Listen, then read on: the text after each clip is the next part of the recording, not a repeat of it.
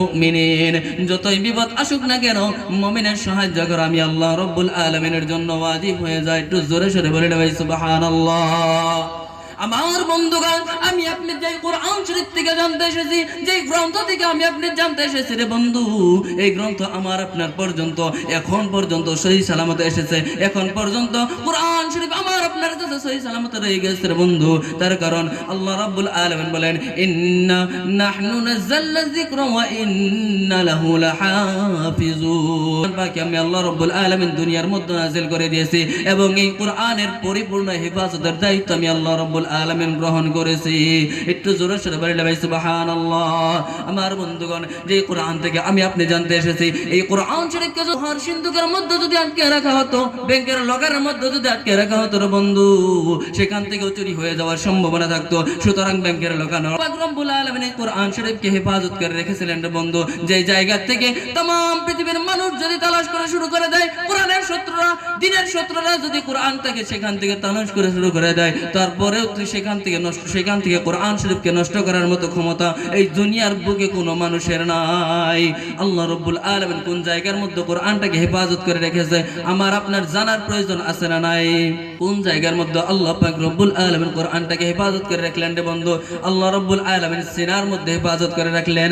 মানুষের শরীরের মধ্যে যত পার্টস রয়েছে, শরীরের মধ্যে যে সমস্ত অঙ্গ রয়েছে রে বন্ধু, প্রত্যেক একটা অঙ্গ মেশিন দিয়ে ছবি তোলা যায়।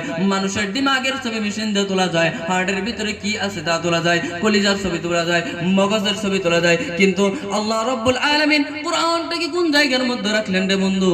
এটা পরীক্ষা করার জন্য, এটা যদি দেখার জন্য, যদি একটা হাফিজকে যদি টেবিলের উপরে শুয়ায় দেওয়া হয়, তার চতুর্পাশে যদি জেরক্স মেশিন দিয়ে এক্সট্রা মেশিন দিয়ে বারবার এক্সট্রা করা হয়, তারপরেও আল্লাহ রাব্বুল আলামিন কোরআনটাকে সিনার কোন জায়গার মধ্যে রেখেছে, কখনো ফটো স্টেটে উঠবে না। কথা বলেন ঠিক না বে ঠিক? এইরকম ভাবে আল্লাহ রাব্বুল আলামিন কোরআন পাকটিকে হেফাজত করে রাখলেন রে বন্ধু। এই কোরআনের প্রতি আমল করা আমার আপনার জন্য জরুরি। কথা বলেন ঠিক না বে ঠিক? আমার নবী সাল্লাল্লাহু আলাইহি ওয়াসাল্লামের কাছে কিছু সংখ্যক আরবের কবিরা এসে বলতেছে, মুহাম্মদ, তুমি যে আরবি ইবারতগুলো বানাইয়া পড়ো, তুমি যে আরবি ইবারত তেলাওয়াত করো, এইরকম আরবি ইবারত আমরাও পড়তে পারি, এইরকম আরবি ইবারত আমরাও বানাইতে পারি। আল্লাহর হাবিব সাল্লাল্লাহু আলাইহি ওয়াসাল্লাম প্রতি উত্তর বললেন, জবাব দিয়ে বলতেছেন, ও আরবের কবিরা গো, যদি ইবারত পড়ি, তোমরা যদি এরকম ইবারত বানাইতে পারো তাহলে বানাইয়া দেখাও। তারপরে আরবের বড় বড় কবিরা বলতেছে, ও মুহাম্মদ, তাহলে তোমার ইবারতের একটি টুকরা দিয়ে দাও, এর আগে কি হবে, এর পরে কি হবে, আমরা বানিয়ে দেব। আমার বন্ধুগণ, আল্লাহ পাক রব্বুল আলামিন তখন আল্লাহর হাবিবকে উদ্দেশ্য করে বলতেছেন, হাবিব গো,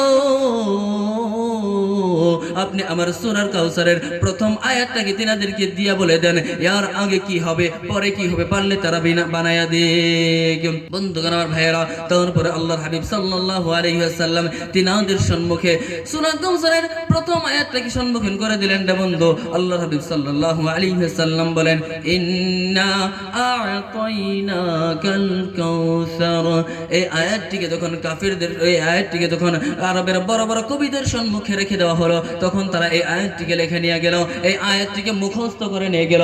মুখস্থ করে নিয়ে যাওয়ার পরে, লিখে নিয়ে যাওয়ার পরে বন্ধুরা আমার, তখন আরবের সন্ধ্যা বিকেল বেলা হয়ে গেল।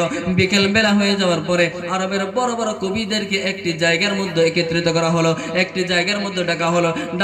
ডাকার পরে সেই সমস্ত ইবারতটাকে সমস্ত কবিদের সম্মুখে রেখে দেওয়া হলো এবং বলা হলো যে এই আয়াতের চাইতে, এই টুকরার চাইতে উন্নত মানের টুকরা একটি বানাইয়া দিতে হবে, তা না হলে মুহাম্মাদের সম্মুখে মুখ দেখানো যাবে না। বন্ধুগণ, ভাইয়েরা, তখন তারা সেই আয়াতের মধ্যে, সেই আয়াতের উপরে গবেষণা করা শুরু করে দিল, রিসার্চ করা শুরু করে দিল। রিসার্চ করতে গবেষণা করতে এইরকম হয়ে গেল, তাদের ব্রেন গলে যাওয়ার উপক্রম হয়ে গেল, নিকটবর্তী হয়ে গেল।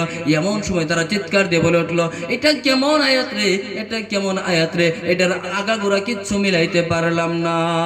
যদি পিছন দিক দিয়ে মিলে, সামন দিকে, প্রথম দিক দিয়ে মিলে না, আর যদি প্রথম দিক দিয়ে মিলে তাহলে পিছন দিক দিয়ে মিলে না, আর যদি পিছন এবং প্রথম দুই সাইড দিয়ে মিলে তাহলে শেষের দিক দিয়ে মিলে না। এটা কেমন আয়াত রে, এর আগাগোড়া কিচ্ছু ঠিক করতে পারলাম না, কেমন কবি হলাম রে। আমার বন্ধুগণ, তখন তারা সমস্ত কবিরা মিলে একটা পরামর্শ নেয়, একটা সিদ্ধান্ত নেয় যে যার উপরে এত সুন্দর সুন্দর আরবি ইবারত নাজিল হয়, চলো আমরা সবাই মিলে তাকে